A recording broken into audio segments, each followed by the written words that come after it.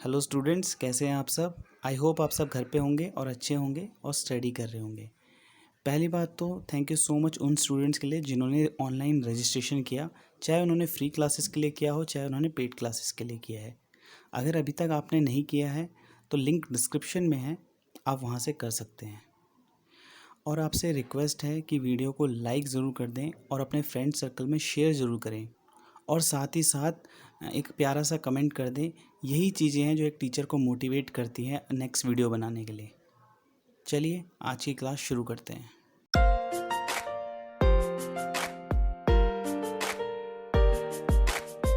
जैसे कि हमने एनपीओ चैप्टर स्टार्ट किया है, आज एनपीओ की 3rd क्लास है। हम ऑलरेडी 2 क्लास ले चुके हैं। अगर आपने वो वीडियो नहीं देखी है तो लिंक डिस्क्रिप्शन में पहले उसे देखें। जैसे कि हमने पहले जो पहली क्लास थी हमारी, उसमें हमने बात की थी कि हम इस चैप्टर में क्या क्या टॉपिक कवर करेंगे। तो हमने एक टॉपिक कवर कर लिया था जिसका नाम था fund based accounting. I hope आपको वो समझ आ गया हो और आपने उसके क्वेश्चन सॉल्व किए हों। और आप अगर आपने वो क्वेश्चन सॉल्व किए हैं तो मुझे व्हाट्सएप ग्रुप में आइए और मुझे वो क्वेश्चन सॉल्व करके दिखाइए कि आपने क्या क्या सॉल्व किया हुआ है। आज हम पढ़ेंगे ट्रीटमेंट ऑफ स्पेशल आइटम्स। ठीक है, ये सेकंड पार्ट था और इसमें कुछ आइटम्स और भी पढ़ेंगे। तो पहला इसका जो पॉइंट है वो है डोनेशन। मैंने कहा है कि डोनेशन एक फ़ंड की फॉर्म में पार्ट होता है, पर लेकिन डोनेशन क्या होता है, तो सुनिए, ध्यान से सुनिए ताकि आपको पता रहे और फिर आप उसे पेपर में भी लिख पाएँ।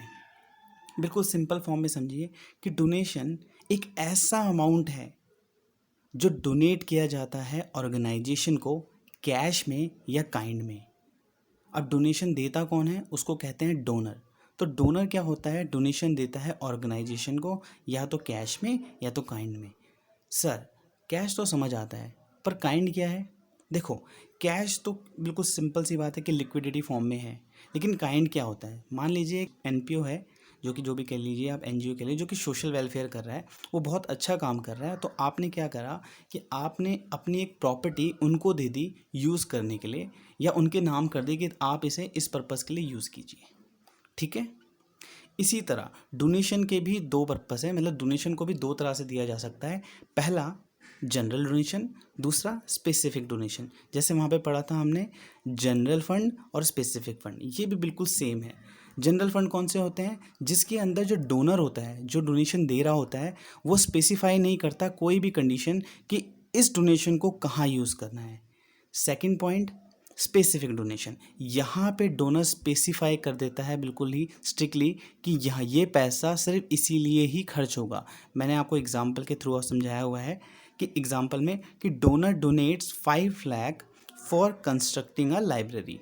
जैसे कि मेरा एक एजुकेशन इंस्टीट्यूट है, ये भी एनपीओ के अंडर आता है, और ऐसे ही मुझे कोई इन्वेस्टर मिलता है जो मेरे इसमें इन्वेस्ट करना चाहता है, या इन्वेस्टमेंट तो नहीं होगा क्योंकि इसमें रिटर्न नहीं मिलेगा आपको, तो वो डोनेशन देना चाहता है। और वो डोनर जो डोनेशन दे रहा है वो कह रहा है कि आप बच्चों के लिए लाइब्रेरी बनाइए। तो जो उसने मुझे पैसा दिया है उस पर स्पेसिफिक कर दिया है उसने कि ये पैसा आपको लाइब्रेरी बनाने में ही खर्च करना है। ठीक है, नेक्स्ट पॉइंट है एंट्रेंस फीस या फिर एडमिशन फ़ी। अब ये क्या होता है, देखिए पहले पढ़ लेते हैं। It is the amount paid by a person at the time of beginning. Point remember, at the time of beginning a member for a NPO. जब कोई मेंबर स्टार्टिंग में, बिल्कुल स्टार्टिंग में आता है, मेंबरिंग मतलब मेंबर बनता है, तो उसको जो अमाउंट पे करना होता है उसे कहते हैं एंट्रेंस फीस या एडमिशन फ़ी। कैसे सर, ज़रा एक एग्जांपल देके समझाइए। देखिए बहुत सिंपल है, इसका एक एग्जांपल समझते हैं। देखिए एग्जांपल क्या हो सकता है, मान लीजिए मेरा एक स्पोर्ट क्लब है। जैसे काफ़ी स्पोर्ट क्लब्स होते हैं, स्विमिंग के, क्रिकेट के, तो वो भी एनपीओ के अंदर आते हैं, हमने फर्स्ट क्लास में पढ़ा था। तो उस स्पोर्ट क्लब में अगर मैं एडमिशन में मेंबरशिप लेना चाहता हूँ वहाँ की, तो उनकी खुद की कुछ पर्सनल कंडीशंस होती हैं। जैसे एक महीना हो सकती है, जैसे 3 मंथ्स हो सकती है, जैसे 1 ईयर हो सकती है, जो भी, या फिर लाइफ टाइम हो सकती है एक ही बारी में। तो एंट्रेंस फीस और एडमिशन फ़ी एक वो अमाउंट है जब पे करते हो जब आप मेंबर बन रहे होते हो उस एनपीओ के। ठीक है, समझ आया। जैसे मान लीजिए मैंने 3 मंथ्स की स्विमिंग क्लासेस ले ली, मेरी छुट्टियां पड़ने वाली थी, तो वो जो 3 मंथ का मैंने वहाँ पे जो फीस जमा कराई, जो अमाउंट जमा कराया है, वो मैंने मेंबरशिप बना और 3 मंथ्स के लिए बना, तो मेरी एंट्रेंस फीस हो गई। ठीक है। कुछ होती है लाइफ टाइम, मान लीजिए कोई क्लब है, स्पोर्ट क्लब है लेकिन सीनियर सिटीजन के लिए है, तो वहाँ पे वन टाइम पे करके आप जब मर्जी यहाँ आ सकते हैं, तो वो वन टाइम पेमेंट होती है, तो वो भी एंट्रेंस फीस के अंदर आती है। अब बच्चों को एग्ज़ाम पॉइंट ऑफ व्यू से समझना है। एंट्रेंस फीस तो आपको समझ आ गया क्या होता है, एडमिशन फीस तो आपको समझ आ गई। अब एग्ज़ाम पॉइंट ऑफ व्यू से समझिए इसे। मैंने एक पॉइंट बनाया है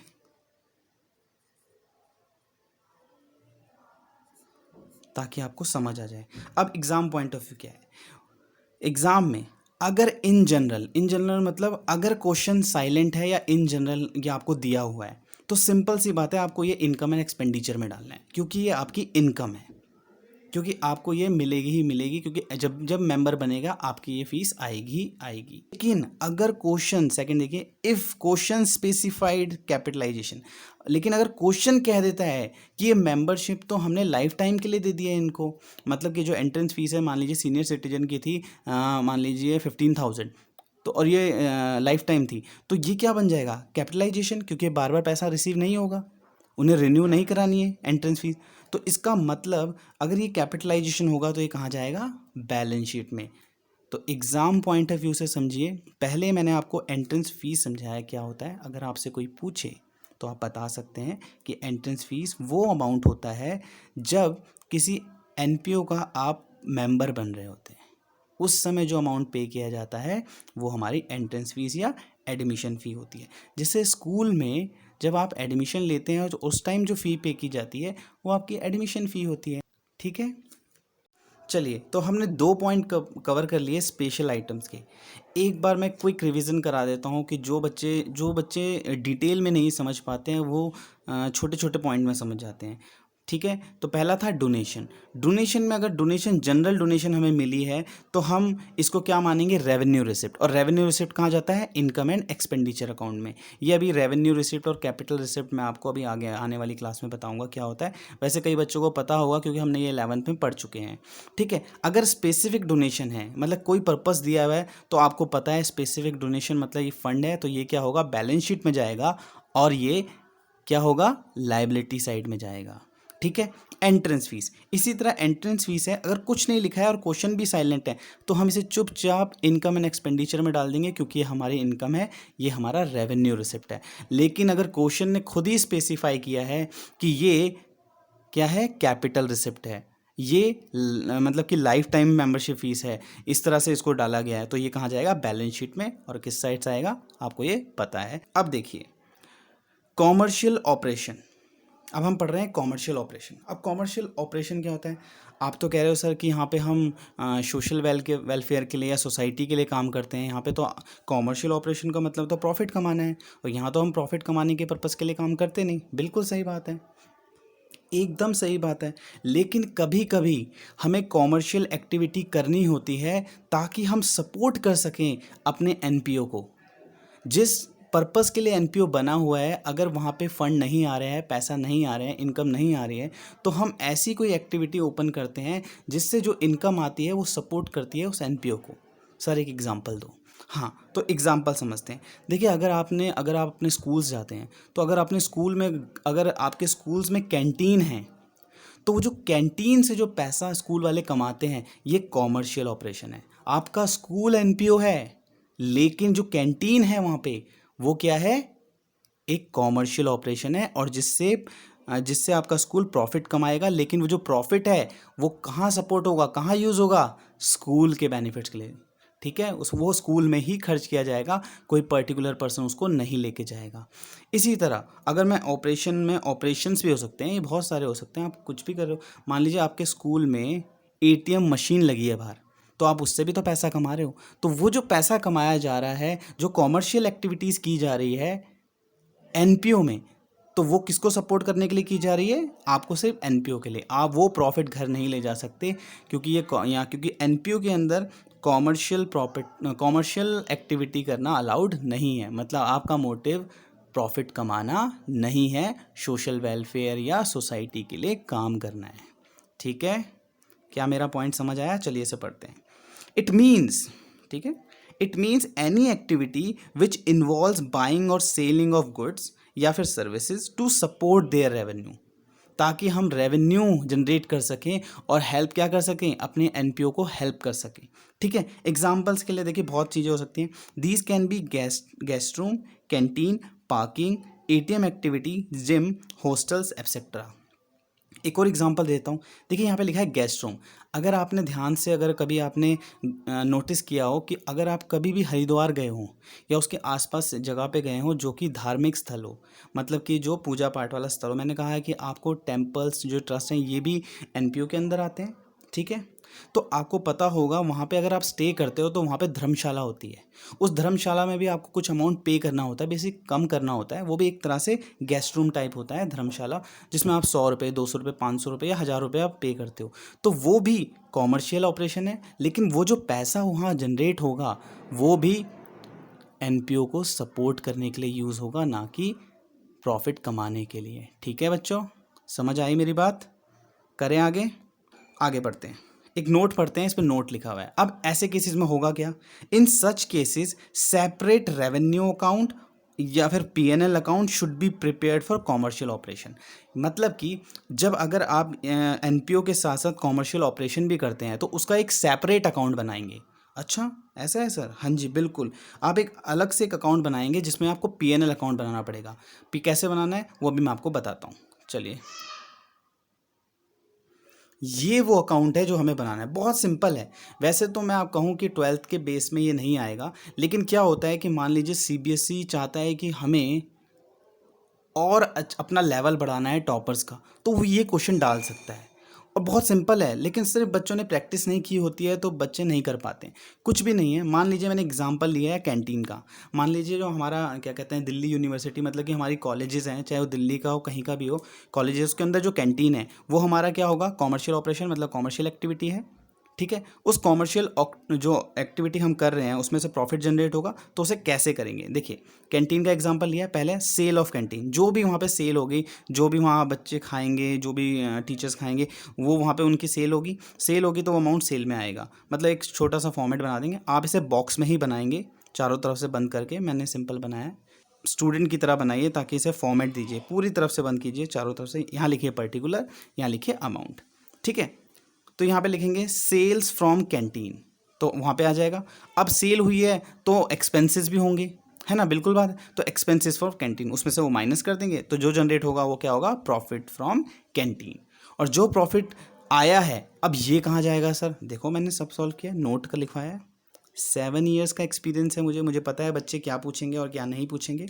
note, this profit should be transfer to income and expenditure account. मतलब जो प्रॉफिट हमने कमाया है इसे हम कहाँ डाल देंगे, क्या बनाया हमने, प्रॉफिट एंड लॉस अकाउंट, और उसमें से क्या कमाया, प्रॉफिट। और जो प्रॉफिट आएगा और वो प्रॉफिट हम कहाँ ट्रांसफर कर देंगे, इनकम एंड एक्सपेंडिचर अकाउंट में, क्रेडिट साइड, क्योंकि वहीं जाती हैं सारी इनकम्स। अच्छा सर एक बात बताओ, अगर लॉस हुआ तो, अगर होता है तो कोई बात नहीं, इसको आप डेबिट कर देना इनकम एंड एक्सपेंडिचर अकाउंट में। ठीक है, वैसे होगा नहीं।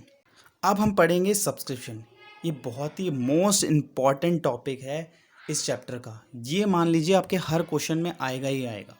मतलब कि अगर जब आप फुल फ्लैश क्वेश्चन करेंगे जहाँ पे आपको receipt and payment, income and expenditure और बैलेंस शीट बनानी होगी, जहाँ पे 10 नंबर का जो क्वेश्चन आएगा वहाँ पे ये इसके बारे में वो ज़रूर बात करेगा, और ये अकाउंट हमें आना ही चाहिए। अब बच्चा मुझसे कह सकता है सर आप क्वेश्चन क्यों नहीं करा रहे हो। देखो मैं अभी आपको थ्योरेटिकल पार्ट करा रहा हूँ, ताकि आप इस वीडियो को एक बार दो बार देखकर इसे पूरा माइंड में कैप्चर कर लें। जैसे ही आप ये कैप्चर कर लेंगे, और जो मैंने ये स्पेशल आइटम बताई हैं, फिर हम इसके क्वेश्चन सॉल्व करेंगे। एक क्लास हम क्वेश्चंस की रखेंगे जिसमें हम सारे क्वेश्चन सॉल्व करेंगे, चाहे वो सब्सक्रिप्शन के हो, चाहे वो क्या कहते हैं कॉमर्शियल एक्टिविटी के हो, चाहे वो आने वाले हों। ठीक है, चलो अब पढ़ते हैं सब्सक्रिप्शन क्या होता है। देख लीजिए, सुनिए, अब मेरी बात ध्यान से सुनिए। सब्सक्रिप्शन क्या होता है? सब्सक्रिप्शन जो होता है वो एक रेगुलर फीस है जो एनपीओ चार्ज करता है अपने मेंबर्स से। अच्छा, मान लीजिए कि आपने कोई एनपीओ स्टार्ट किया है, वो है आप हेल्प करते हैं कैंसर, जिनको कैंसर पेशेंट जो है उनकी हेल्प करते हैं ताकि उनका ऑपरेशन हो सके।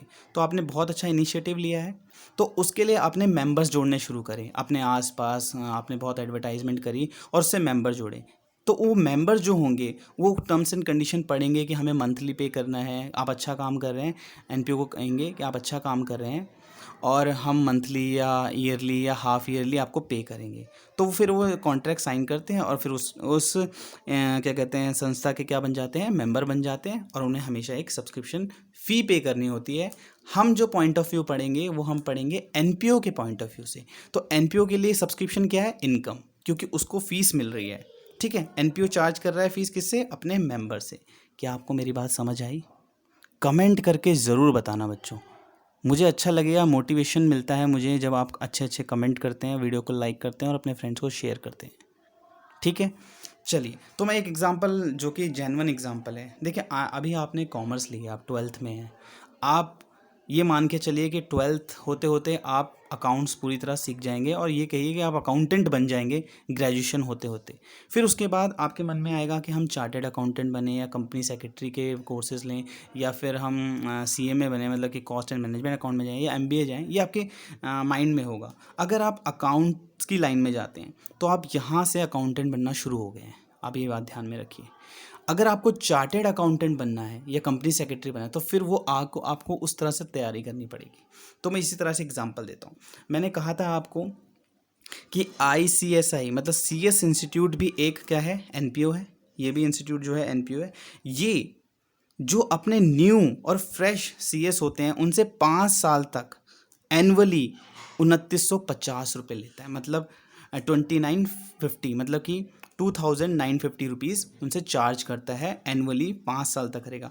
और जब उनको 5 साल हो जाएंगे तब वो वही फीस बढ़ा देगा। ठीक है, तो इस तरह से अब ये जो यहाँ पे फीस चार्ज की जा रही है किससे, न्यू और फ्रेश CS से, जो न्यूली बिल्कुल अभी उनके बने, तो ये उनके क्या है, मेंबर्स हैं। ये इस इंस्टीट्यूट के क्या है, न्यूली मेंबर्स हैं, जिनसे एनुअली फीस चार्ज की जा रही है।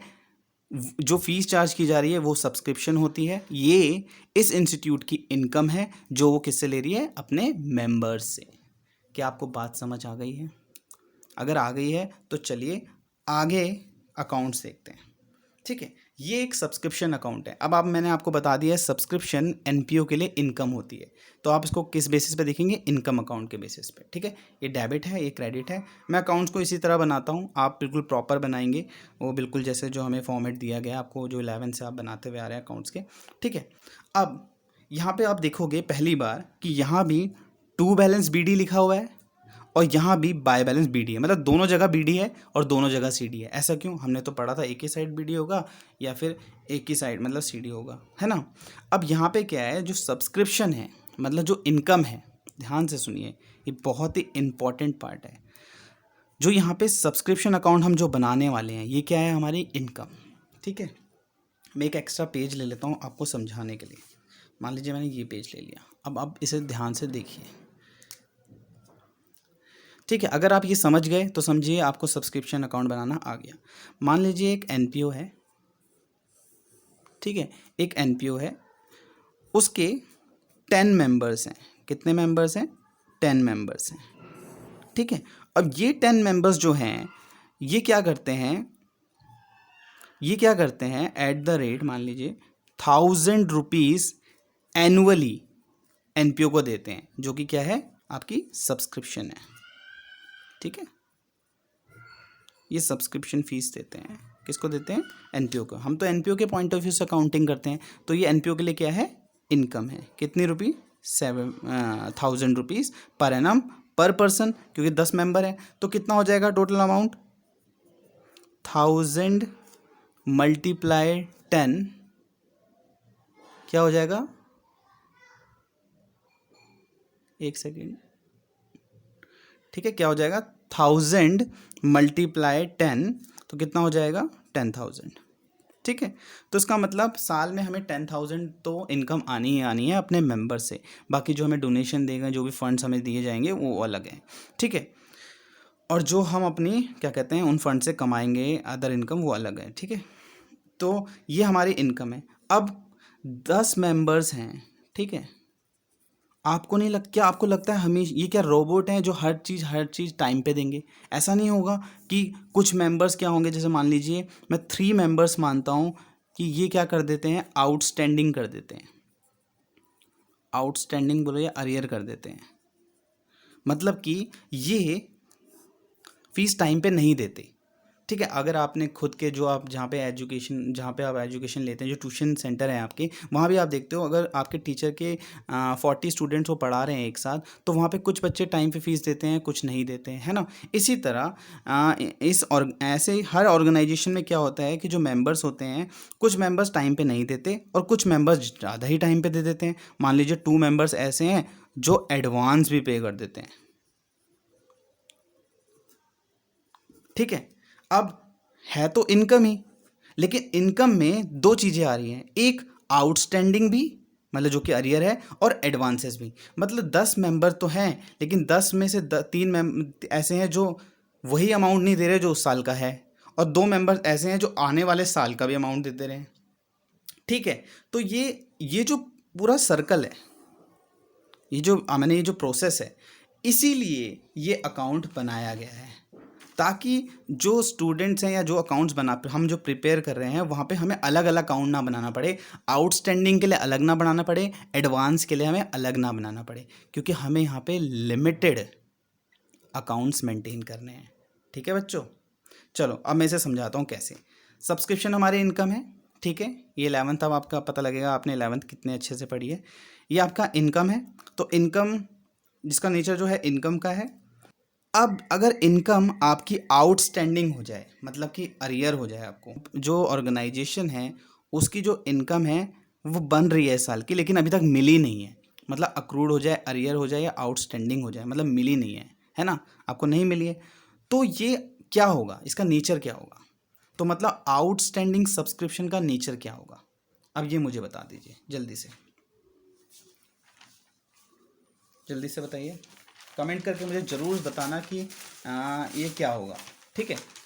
अब मान लीजिए आपने जो भी आंसर दिया, अब मैं बताता हूँ।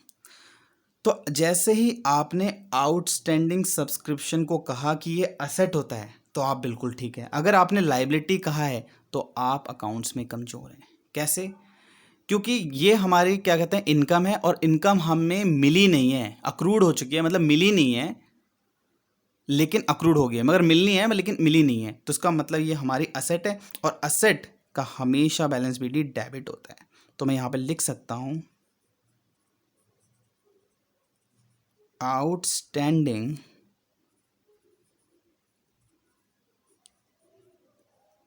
Subscription in the beginning. अब बिगनिंग क्यों लिखा, क्योंकि बीडी है, इसका मतलब पिछले साल कुछ मेंबर्स ऐसे होंगे जिन्होंने नहीं दिया है, तो मैंने इस साल के जब सब्सक्रिप्शन अकाउंट बनाया होगा स्टार्टिंग में, तो मैंने इन्हें आउटस्टैंडिंग में रख दिया है बीडी में। अब मैंने जैसे आपको बताया कि कुछ क्या है, मेंबर्स क्या करते हैं, एडवांस भी दे देते हैं, आने वाले सालों का भी दे देते हैं। तो एडवांस मतलब जो हमारी इनकम है वो हमें एडवांस में मिल गई है। याद करो 11th में कमीशन रिसीव्ड इन एडवांस क्या होती थी, हमारी लाइबिलिटी, क्योंकि कमीशन हमारी इनकम है, रिसीव हुआ है ना। तो इसी तरह से सब्सक्रिप्शन हमारी इनकम है, हमें रिसीव होनी थी, लेकिन एडवांस में हो गई है, तो वो क्या है, हमारी लाइबिलिटी, क्योंकि वो आने वाले साल की है। तो मैं क्या लिखूं यहाँ पे, advance subscription in the beginning.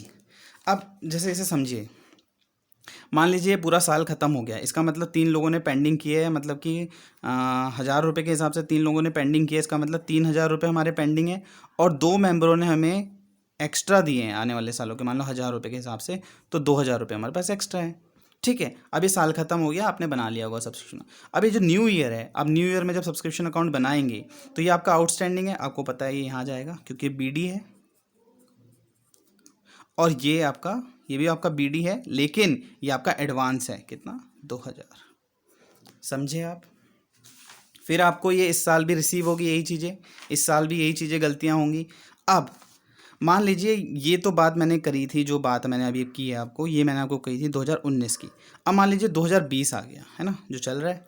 अब इसमें क्या हुआ, जो मेंबर्स हैं, वो जो मेंबर्स हैं उनमें से इस बार 4 मेंबर्स ऐसे निकले जिन्होंने हमें फ़ीस नहीं दी, है ना, हमें सब्सक्रिप्शन फ़ीस नहीं दी, मतलब आउटस्टैंडिंग कर दी।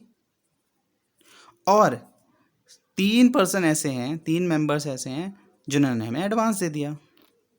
ठीक है, अब ये 2020 की बात हो रही है, हमें इसी साल का अकाउंट्स बनाना है, तो इसका मतलब ये हमारा एंड में, मतलब कि सीडी वाला अमाउंट है जो हमारे एंड में जाएगा। मतलब सर अकाउंट्स में इसमें समझाइए। देखो ये हमारा बीडी बना, ये इसका हमारा यहाँ सीडी बना, इसका मतलब ये जो इस साल आउटस्टैंडिंग हुआ है, ठीक है, ये जो इस साल आउटस्टैंडिंग हुआ है तो ये होगा outstanding subscription in the, sorry इन नहीं हो सकता, एट द एंड। ठीक है, ये जो इस साल, मतलब इस साल जो मेंबर जो आउटस्टैंडिंग करेंगे वो यहाँ आएगा। ये है यहाँ पे कौन सा है, जो पिछले साल से करते हुए आ रहे हैं, पिछले साल से जो एडवांस दिया है, ये इस साल जो एडवांस दिया है ये यहाँ पे आएगा एडवांस। यहाँ पे इस साल जो आउटस्टैंडिंग हुआ है तो यहाँ पे क्या आएगा, एडवांस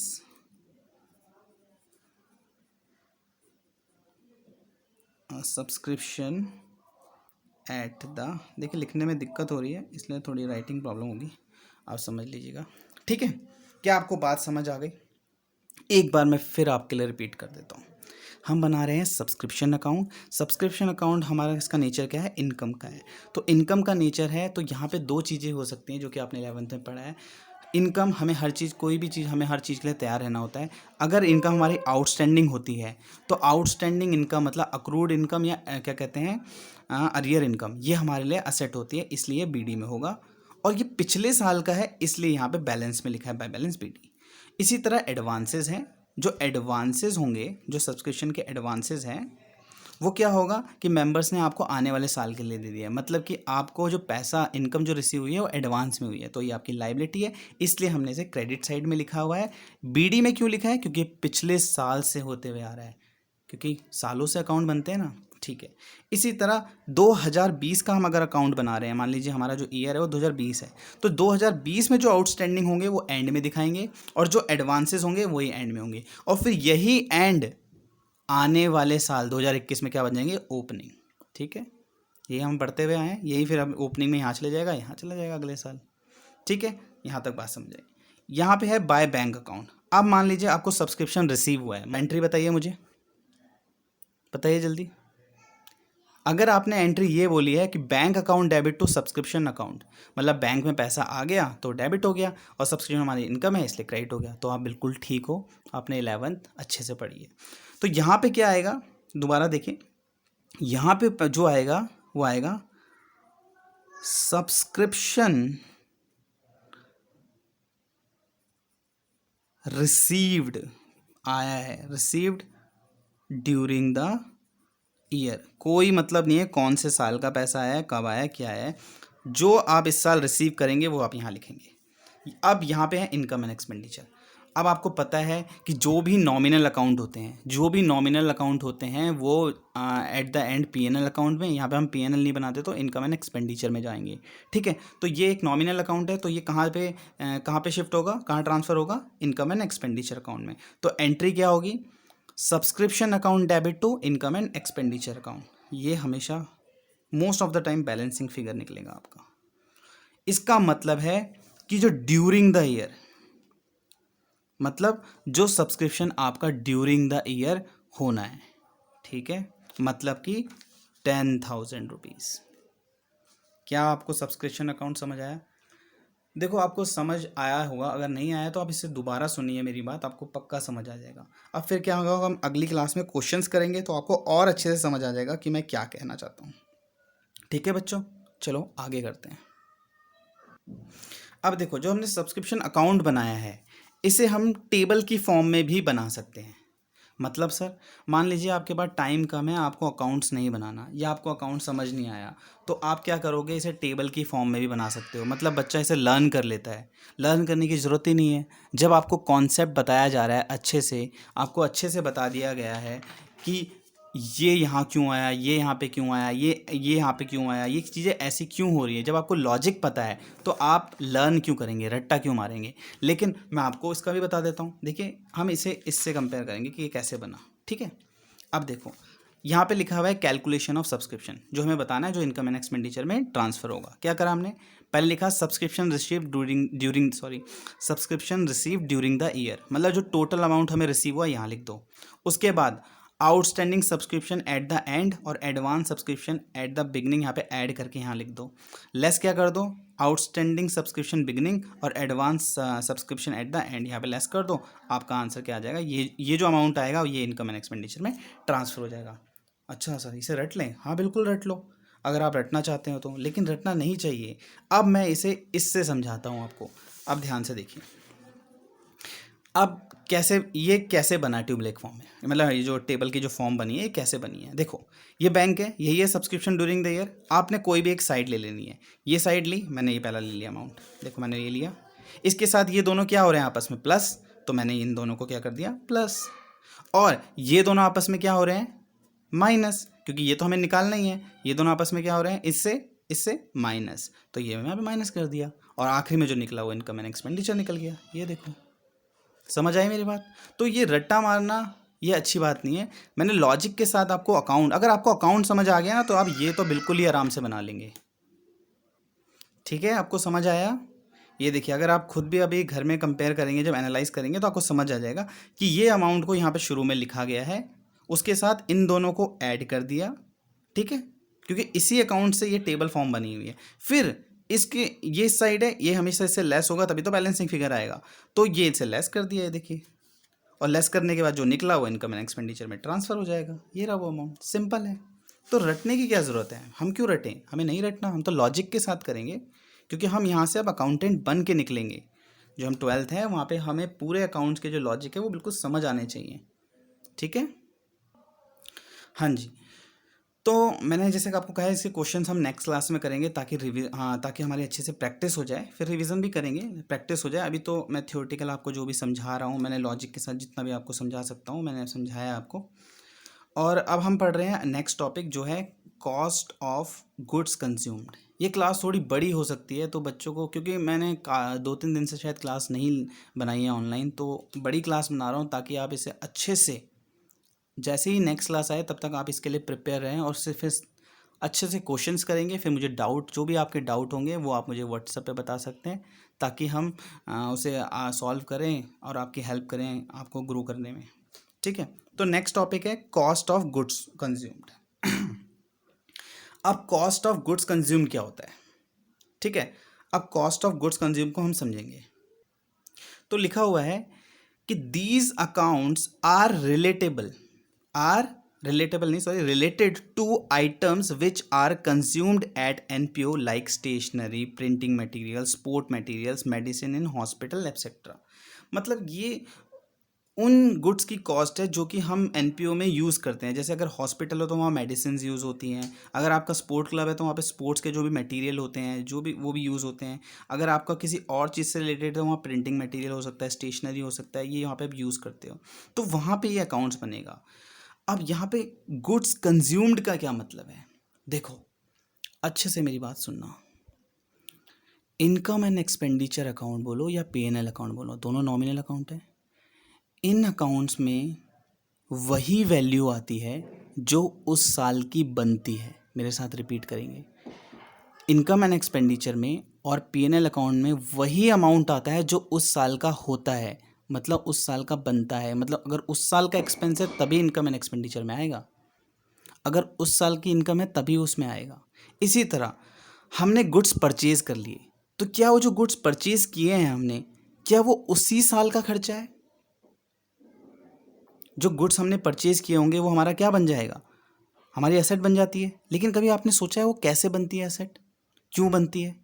क्योंकि जो हम गुड्स, ध्यान से सुनना, जो हम गुड्स खरीदते हैं वो हमारी परचेज होती है, वो हमारा पैसा चला जाता है। लेकिन क्या वो उसी साल का खर्चा होता है? वो तभी उसी साल का खर्चा होगा जब हम उस परचेज को पूरा का पूरा उसी साल में यूज़ कर लें। इसी तरह यहाँ पे लिखा हुआ है कॉस्ट ऑफ गुड कंज्यूम्ड। जब यहाँ पे वो आइटम्स, वो नंबर चाहिए, वो वैल्यू चाहिए जो हमने कंज्यूम्ड की है, वो नहीं जो हमने परचेज की है।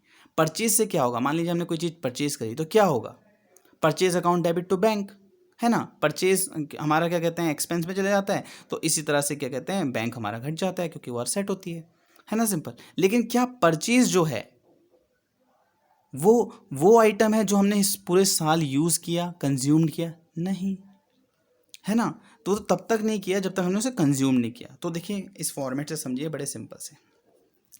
अब मैं आपको एक कहानी सुनाता हूँ, उस कहानी को अगर आप समझ गए तो आपको ये समझ आ जाएगा। और ये क्या कहते हैं, जो मैंने यहाँ लिखा है ये तो बिल्कुल ऐसा लगेगा ये तो कुछ भी नहीं है। जो सर मैंने बताया, जो सर ने बताया, वो बहुत ही अच्छे से समझ आ गया। ठीक है। अब मान लीजिए, अब देखिए लॉकडाउन चल रहा है, मान लीजिए मेरा क्या कहते हैं पकोड़े खाने का मन कर रहा है। ठीक है, इसे अकाउंट से रिलेट कीजिए। मान लिया मेरा ना पकोड़े खाने का मन कर रहा है, तो मैंने क्या करा, सोचा कि पकोड़े खाने के लिए मुझे चाहिए क्या, मान लीजिए जो कि बेसिकली जो मुझे चाहिए वो मुझे चाहिए बेसन। ठीक है, तो अब मैं क्या करूँगा, तो सबसे पहले मैं, आप आपको लोगे कि बेसन परचेज करोगे, नहीं, सबसे पहले मैं किचन में जाके चेक करूँगा कि क्या मेरे पास कोई ओपनिंग स्टॉक तो नहीं है बेसन का। ठीक है, ओहो मुझे लग रहा है कि ये तो पूरी फैमिली के लिए कम पड़ेगा। तब जाके मैं क्या करूँगा बच्चों, मैं क्या करूँगा, परचेज़ करूँगा, है ना। उसी टाइम परचेज़ किया है तो परचेज़ करूँगा, फिर उसे परचेज़ करूँगा। ठीक है। अब आप देखो, आपने जो आप पैकेट खरीद के ले आते हो, क्या आप पूरा का पूरा बेसन यूज़ कर लेते हो अपने पकोड़े बनाने के लिए? नहीं, तो कुछ बचा होगा, तो उसका मतलब कुछ ना कुछ क्लोजिंग स्टॉक बचा होगा। तो वो क्या कर दोगे आप, इससे क्या कर दोगे, लेस कर दोगे, बचा होगा ना। अब लेस करने से क्या होगा, तो आपको वो वैल्यू निकल के मिल जाएगी, कंज्यूम्ड वैल्यू निकल जाएगी कि आपने कितना बेसन यूज़ किया, मतलब कंज्यूम्ड किया, मतलब खाया, और उसकी वैल्यू क्या थी, क्योंकि ड्यूरिंग द ईयर की बात हो रही है। क्या ये एग्जांपल आपको समझ आया? दोबारा से, कि मैंने कहा कि मुझे पकोड़े खाने का मन था तो मुझे बेसन चाहिए, बेसिकली चाहिए तो बहुत सारी चीज़ें, लेकिन मैंने एग्जांपल के लिए बेसन ले लिया। तो पहले मैंने अपना स्टॉक चेक किया, ओपनिंग स्टॉक, अगर उसमें कुछ पड़ा है तो वो रख लिया, अगर वो कम पड़ता है तो मैंने परचेज़ कर लिया। और परचेज़ करने के बाद अब मुझे निकालनी क्या है, वैल्यू, कंज्यूम, क्योंकि मेरे को तो ये पता करना है कि मैंने आज जो खाया है उसमें मैंने कितने रुपए का पकोड़े कंज्यूम्ड कर लिए वैल्यू में। तो कैसे निकालूंगा, ओपनिंग में परचेज प्लस कर दूंगा, लेस क्या कर दूंगा, क्लोजिंग स्टॉक, और क्या निकल जाएगा, कंज्यूम्ड वैल्यू। ये बची वैल्यू, ये बची हुई वैल्यू जो है वो मेरी एसेट बन जाती है। इसीलिए तो वो एसेट बनती है, आप समझ रहे हो, क्योंकि वो बच गई है। अब वो बच गई है तो इसलिए वो एसेट बन गई है, और जो कंज्यूम्ड हो गई है वो मेरा एक्सपेंस है। रियल एक्सपेंस तो मेरा ये है ना, एक्सपेंस, ना कि ये है, क्योंकि ये तो मैंने खरीदा है, ना कि इस साल कंज्यूम किया है, ना कि हमने इस साल यूज़ किया है। तो आई होप आपको मेरी बात समझ आ गई होगी। तो देखो यहाँ पे मैं ये जो हमने क्या कहते हैं फॉर्म में बनाया है कि calculation of cost of goods consume कैसे निकालते हैं। तो देखो सेम, कोई भी हमारे पास स्टॉक होगा, कोई भी हमारे पास स्टॉक होगा, जैसे कि मेडिसिन हो सकती हैं, स्पोर्ट मटेरियल होगा, तो उसका हम ओपनिंग स्टॉक लिखेंगे, उसमें ऐड कर देंगे purchase during the year, minus कर देंगे क्लोजिंग स्टॉक, और हमें निकल जाएगा कि हमने इस साल कॉस्ट ऑफ गुड्स कंज्यूम किया है, कितना यूज़ किया है। तो ये कहाँ चला जाएगा, shown in income and expenditure account में। ठीक है, ठीक है, समझ आया। इसी तरह क्या होगा कि अगर आपको ये चीज़ समझ आ गई है और मेरे वो एग्जांपल से समझ आ गई है चीज़, तो इसमें कुछ पॉइंट्स हैं जो हमें नोट्स करने पड़ेंगे। जैसे ओपनिंग स्टॉक आपको कहाँ से मिलेगा, भाई आपको ओपनिंग स्टॉक मिलेगा या अपीयर कहाँ पे होता है, मिलने की बात है, सिंपल सी बात है। अगर आप याद करें तो आपने सिंगल एंट्री चैप्टर पढ़ा था 11th क्लास में, तो वहाँ पे जो हम ओपनिंग की चीज़ें ढूंढते थे, कहाँ से ढूंढते थे, ओपनिंग बैलेंस शीट से। तो ये कहाँ कहाँ अपीयर होगा, ओपनिंग बैलेंस शीट में। और क्लोजिंग स्टॉक कहाँ जाएगा, ये तो सबको पता है, जो उस साल की बैलेंस शीट बनती है उसमें जो कि क्लोजिंग होती है, तो ये क्लोजिंग बैलेंस शीट में। ठीक है, बात समझ आई मेरी। इसी तरह अब ध्यान से सुनना, इसी तरह अगर क्वेश्चन साइलेंट है, इफ़ क्वेश्चन इज साइलेंट, तो जो परचेजेज हैं, कि परचेजेज आर क्रेडिट और कैश, मतलब कि जो परचेजेज है हमें कैसे पता लगेगा कैश में है या क्रेडिट में है ना। अब अगर आप याद करें 11th क्लास, अब पता लगेगा आपने 11th में कैसे पढ़ा है, क्योंकि जो आप सोचेंगे उसी के अकॉर्डिंग। अब मान लीजिए यहाँ पे जो परचेज है, ठीक है, मान ली क्या लीजिए यहाँ पे लिखा है परचेज ड्यूरिंग द ईयर, आप कैसे बताएंगे कि ये परचेज कैश में है या क्रेडिट में है, बताइए, सोचिए मन में, ये कमेंट में कीजिए। ठीक है, तो अगर आपने सोचा है कि ये कैश है, तो आप बिल्कुल गलत हैं। ठीक है, और आपने सोचा है कैश एंड क्रेडिट दोनों हो सकता है, तब भी आप गलत हैं। क्यों? क्योंकि अकाउंटिंग का अगर आपको अजम्पशन याद हो, 3 अजम्पशन होती थी, उसमें जो तीसरी अजम्पशन होती थी वो होती अक्रूवल बेसिस, कि हम जो भी चीज़ मानेंगे हम वो किस पे मानेंगे? अक्रूवल बेसिस पे, मतलब क्रेडिट बेसिस पे। तो इसका मतलब अगर क्वेश्चन कुछ नहीं कह रहा है तो परचेजेस की क्रेडिट है या कैश है, तो हम हमेशा अज्यूम करेंगे कि वो सारा का सारा किस में है? क्रेडिट परचेज है, अगर क्वेश्चन कुछ नहीं कह रहा। अच्छा, अगर वो सर एक बार बताओ, अगर वो क्रेडिट में होगा तो क्रेडिटर अकाउंट नहीं बनाएंगे? हाँ जी, बिल्कुल बनाएंगे। अगर वो क्रेडिट परचेज हुआ, और जो कि होना भी चाहिए क्योंकि अक्रूवल बेसिस है, तो हमें क्रेडिटर अकाउंट बनाना ही पड़ेगा। तो creditor account should be prepared. तो अगर ऐसी सिचुएशन आई कि जहाँ पे हमें पता है कि क्रेडिटर्स बनेंगे, तो वहाँ पे ये अकाउंट ऐसे ना बनते हुए अब वो ऐसे बनना शुरू करेगा कि for calculation of exact value we should prepare following accounts. एक कंज्यूमेबल स्टॉक अकाउंट, मतलब कंज्यूमर क्या? वही मेडिसिन, स्टेशनरी, प्रिंटिंग, जो भी मैंने आपको बताया वहाँ पे एग्जाम्पल में कि ये इसमें आते हैं। ठीक है, और सेकंड बनेगा क्रेडिटर्स फॉर कंज्यूमेबल्स अकाउंट, उस कंज्यूमेबल का क्रेडिटर्स जो होंगे। ठीक है, हाँ सर, बात तो समझ आ गई है सर। अगर बात समझ नहीं आई है तो प्लीज़ आप वीडियो को दोबारा देखना। मैं आपको 100% बता रहा हूँ कि आपको बहुत अच्छे से समझ आएगा, और मेरी क्लासेस आपको बिल्कुल अच्छे से समझ आएगा। हम सारे बच्चों को कोशिश करते हैं उनके नंबर 90+ में आए, क्योंकि हम लॉजिक से पढ़ाना चाहते हैं हर बच्चे को। और लॉजिक समझ नहीं आया तो फिर तो आपके पास ऑप्शन है ही लर्न करने का, लेकिन अगर लॉजिक पकड़ में आ गया तो फिर लर्न करने की कोई ज़रूरत ही नहीं है। जैसे ये जो टेबल फॉर्म बनी है, जो मैंने जैसे ये देखिए, ये जो था ये क्यों, ये टेबल फॉर्म ही तो है, ये आप याद कर लेते हो, लेकिन याद करने की ज़रूरत है। अगर मेरा वो वाला एग्जाम्पल आप याद कर लो, बेसन वाला जो मैंने आपको बेसन किया, आप जो भी आप बनाना चाहते हो या उस एग्जाम्पल, तो आप ऐसे ही तो कॉमन सेंस लगाओगे ना। अगर हमारे घर में भी कोई चीज़ बनानी हो तो हम पहले चेक करेंगे ना उसे, फिर खरीदेंगे, फिर जो बचेगा फिर हमें पता लगेगा एग्जैक्ट वैल्यू हमने कितनी यूज़ की है ना। तो इसी तरह बिजनेस में भी होता है, पर बिजनेस में एक चीज़ है कि यहाँ पे क्रेडिट का ऑप्शन भी है कि हम, क्योंकि बड़ा ज़्यादा क्वांटिटी में लेते हैं इसलिए हमें क्रेडिट पे मिल जाता है, तो क्रेडिटर का अकाउंट भी मेंटेन करना होता है ताकि हमें पता रहे हमें क्रेडिटर को कितना अमाउंट देना है। ठीक है, अब जो भी है अब अकाउंट्स की फॉर्म में से समझते हैं, क्योंकि 2 अकाउंट हमें बनाने हैं। तो देखो कैसे बनाएंगे। ये तो स्टॉक अकाउंट है। स्टॉक के क्या नेचर हुआ? स्टॉक का असेट हुई, तो नेचर जो असेट है तो इसका मतलब ये असेट की तरह बनेगा। बीडी कहाँ से शुरू होगा? बैलेंस डेबिट साइड से, तो टू बैलेंस बीडी और बाय बैलेंस सीडी। बहुत सिंपल है। अब क्रेडिटर्स फॉर कंज्यूमेबल अकाउंट, मान लीजिए मेडिसिन का बना रहे हैं फॉर एग्जांपल, तो क्या होगा? क्रेडिटर्स क्या होते हैं? लाइबिलिटी, तो कहाँ से शुरू होगा? क्रेडिट साइड से, तो by balance BD to balance CD. ये तो इतना सिंपल, तो यहाँ तक ये पॉइंट तो आपको समझ आ गया होगा। ये जो यहाँ से ये पॉइंट बने हैं ये सबको यहाँ पे समझ आ गए होंगे। अब ध्यान से सुनना, अब क्वेश्चन में लिखा आएगा क्रेडिटर्स को पेमेंट कर दी। अब क्रेडिटर्स को पेमेंट करेंगे तो एंट्री क्या होगी? क्रेडिटर्स को पेमेंट करोगे तो क्रेडिटर्स लाइबिलिटी है तो कम हो जाएगा, तो creditors account debit to bank account, bank पैसा कम हो गया तो क्या होगा? क्रेडिट हो जाएगा क्योंकि एसेट कम हो गई। तो ये रहा बैंक टू। बीच में वीडियो रुक गई थी इसलिए थोड़ी दिक्कत हो गई। तो हम कहाँ पे थे? हमने कहा कि creditors account debit to bank account, क्योंकि क्रेडिटर्स हमारी लाइबिलिटी है इसलिए वो कम हो जाएगी तो डेबिट हो जाएगा, और बैंक हमारी एसेट है तो वो कम होगा तो वो क्रेडिट हो जाएगा। ठीक है, इसी तरह से अब और क्रेडिटर्स को कम करने के मुझे और भी तरीके बताओ। एक तो पैसा दे देंगे तो क्रेडिटर्स कम हो जाएंगे, और क्या तरीका है? अगर हमें डिस्काउंट मिल जाए क्रेडिटर से कि हाँ जी डिस्काउंट मिल रहा है, तो डिस्काउंट मिलेगा तब भी क्रेडिटर्स कम हो जाएंगे। इसी तरह मुझे बताओ क्रेडिटर बढ़ेंगे, बढ़ने के क्या रीज़न है क्रेडिटर्स के?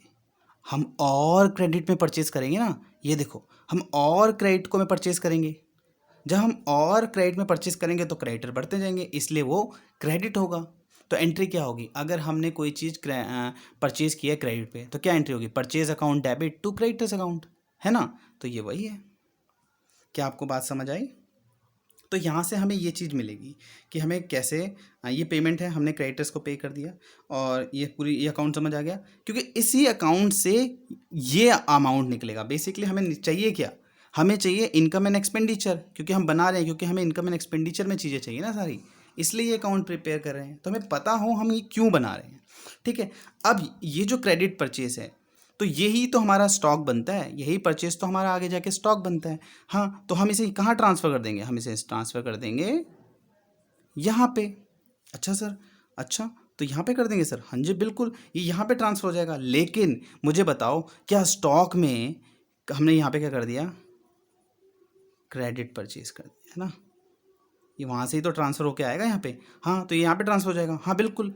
लेकिन यहाँ पे साथ ही साथ कैश परचेज भी तो आएगा, क्योंकि वो भी तो स्टॉक है। तो जो जो गुड्स आप कैश में खरीदेंगे वो भी तो आपकी परचेसेस और स्टॉक कहलाती हैं। तो यहाँ पे क्रेडिट और कैश दोनों आएगा। लेकिन जब कैश दिया ही नहीं होगा क्वेश्चन में, तो आपका यही अमाउंट यहाँ ट्रांसफ़र हो जाएगा। अगर आपको बीडी और सीडी दिया हुआ है और आपको ये अमाउंट यहाँ पे आपने निकाल लिया, तो सिंपल सी बात है, ये आपका क्या निकल जाएगा, बैलेंसिंग फिगर। क्वेश्चंस करेंगे तो ज़्यादा अच्छे से समझ आएगा। और इसको क्या कहेंगे हम, इसको हम कहेंगे सॉरी, इसे कहेंगे हम कंजम्पशन ड्यूरिंग द ईयर। ठीक है, हाँ, तो कंजम्पशन ड्यूरिंग द ईयर यहाँ पे मैंने लिख दिया कि हमें यही निकालना है कि कितना कंज्यूम किया है हमने। अब ये अकाउंट बनाने की ज़रूरत हमें क्यों पड़ी बच्चों, बताओ। क्योंकि हमें पता है हम अक्रूवल बेसिस पे करते हैं और क्वेश्चन बड़ा है, इसलिए अक्रूवल बेसिस पे करने के बाद हमारा क्या होगा कि जस्ट जो भी परचेजेज, अगर क्वेश्चन साइलेंट है और क्वेश्चन में परचेज दिया है सिर्फ और नहीं बताया कि क्रेडिट है या कैश है, तो हम क्या मानेंगे, क्रेडिट परचेज। और क्रेडिट परचेज होगा तो क्रेडिटर्स बनेगा, क्रेडिटर्स बनेगा तो अब ये वाला फॉर्मेट ना बनते हुए कौन सा फॉर्मेट बनेगा, ये वाला। बहुत इजी है, अभी समझिए, अगर आप दोबारा से समझोगे तो समझ आ जाएगा। अब नोट पे क्या बात लिखी है। अब कुछ बच्चे कह सकते हैं सर, अगर आपको पता है इस समय कितनी मान लीजिए आप जो एनपीओ है, जो ऑर्गेनाइजेशन है, वो अपना माल अदर स्टेट से मंगाता है और अगर वो पहले ही आपको गुड्स दे देगा तो उसको डाउट नहीं होगा कि आप लेके चले मतलब आप बैड डेप कर दो। हाँ, कर सकता है। तो इस केसेस में क्या होगा, हम क्रेडिटर्स को एडवांस दे सकते हैं, है ना, हम करते भी हैं कि आप थोड़ी एडवांस पेमेंट कर दो। तो क्रेडिटर्स, तो जब अगर क्रेडिटर्स एडवांस पेमेंट कर देता है तो फिर वो क्रेडिटर्स कैसे कहलाएगा, फिर वो जो क्रेडिट का डेबिट बैलेंस कहलाएगा। मतलब देखो, क्रेडिटर्स क्रेडिटर्स क्या है, क्रेडिटर्स को पे करना है, हमारी लाइबिलिटी है, इसलिए तो क्रेडिट साइड है। अगर हम उसे ऑलरेडी पे कर चुके हैं तो किस साइड आएगा, डेबिट साइड। सिंपल है, लॉजिक पता हो तो सारे नोट्स भी समझ आएंगे और ये सब रटने की ज़रूरत भी नहीं पड़ेगी, है ना। तो नोट वही पढ़ लेते हैं जो मैंने आपको बताया। नोट क्या है कि if we have paid advances to creditors तो it will be shown at debit side, मतलब डेबिट बैलेंस होगा ये। ठीक है, चलो आगे बढ़ते हैं। हाँ, तो चलिए आज का जो लास्ट टॉपिक है वो है मतलब लास्ट टॉपिक है और फिर इसके बाद हम क्लास को ख़त्म करते हैं। तो लास्ट टॉपिक जो है स्पेशल आइटम का वो है एफ पॉइंट और वो है कंबाइंड एक्सपेंसेस अकाउंट। ये क्या है सर, अभी आपको याद है आपने सब्सक्रिप्शन अकाउंट बनाना सीखा, उसमें क्या आपने क्या इनकम था, उसमें भी दो साइड थी, आउटस्टैंडिंग और एडवांस। इसी तरह हम क्या करेंगे, एक्सपेंसेस को भी क्या करेंगे, आउटस्टैंडिंग और एडवांसेस में डाल देंगे। मतलब सर सही से समझाओ, देखो पहले सुनिए। Sometimes sundry expenses are given on combined basis. मैंने कहा ना लिमिटेड अकाउंट बनाने होते हैं तो जल्दी जल्दी सारी चीज़ें मिक्स भी कर देंगे तो कोई दिक्कत नहीं है, क्योंकि प्रॉफिट बेस तो हमारा है ही नहीं, हमें हर चीज़ को सम अप करके दिखाना है। तो combined basis for which following account is prepared, in जब कंबाइंड बेसिस होगा तो हमें ये अकाउंट बनाना पड़ेगा। अच्छा सर, तो ये वाला अकाउंट कैसे बनता है सर, हमें ये भी बता दो। देखो ये जो अकाउंट है, ऐसा नहीं है कि अकाउंट कोई बहुत बड़ा है और बहुत दिक्कत हो जाएगी तुम्हें, ऐसा कुछ नहीं है। जैसे वो समझा है ऐसे ऐसे भी समझेंगे। ठीक है, कैसे समझेंगे, यहाँ देखो।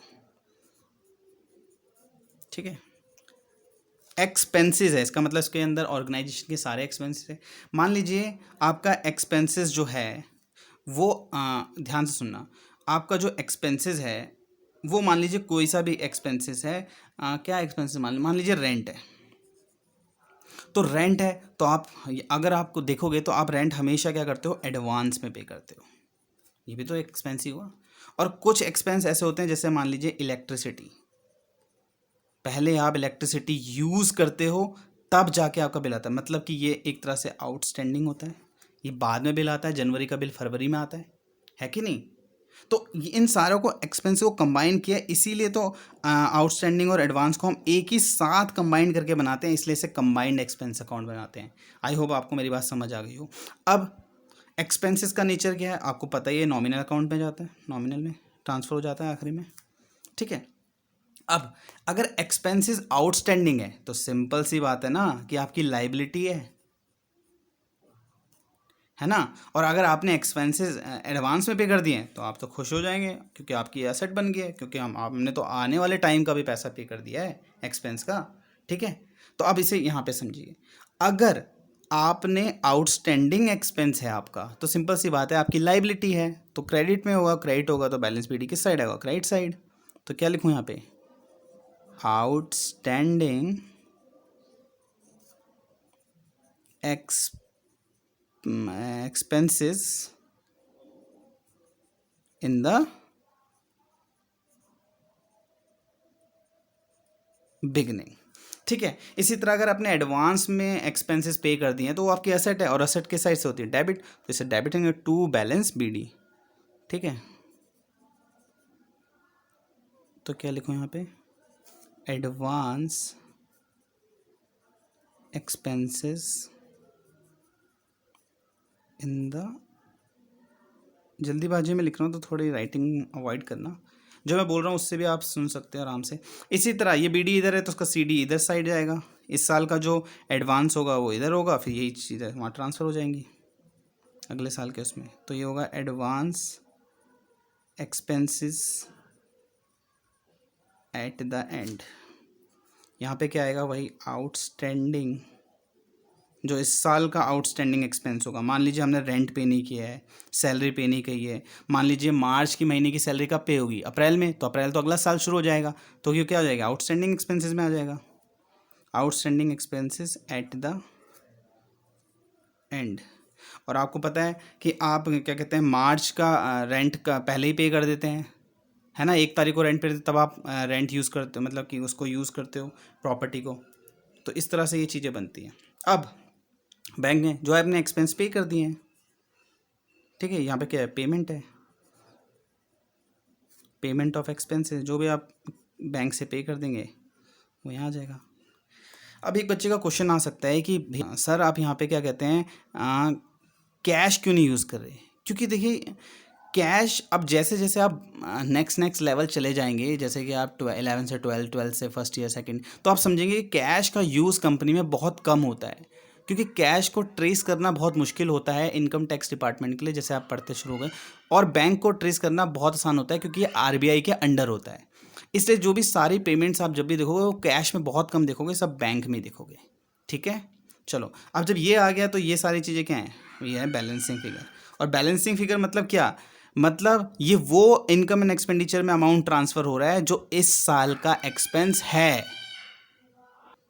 जो इस साल का एक्सपेंस है, ठीक है बच्चों, बात समझ आई मेरी आपको।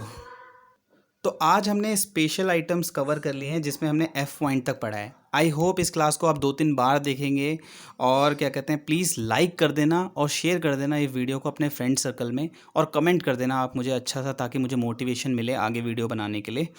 और आप इस चैप्टर का जो ये थर्ड क्लास है बहुत इंपॉर्टेंट क्लास है, इसे दोबारा रिवाइज करिए, और जब तक मेरी नेक्स्ट वीडियो नहीं आ जाती क्वेश्चंस को लेके, आप सॉल्व करना भी शुरू करेंगे ना, आपके क्वेश्चंस होने लगेंगे। अगर नहीं होंगे तो मैं नेक्स्ट क्लास में जब कराऊंगा तो क्वेश्चन से स्टार्ट करूंगा, जो भी ये पॉइंट पढ़ाए हैं, ठीक है। तो चलिए फिर आज की क्लास यहाँ पे ख़त्म करते हैं। Thank you so much.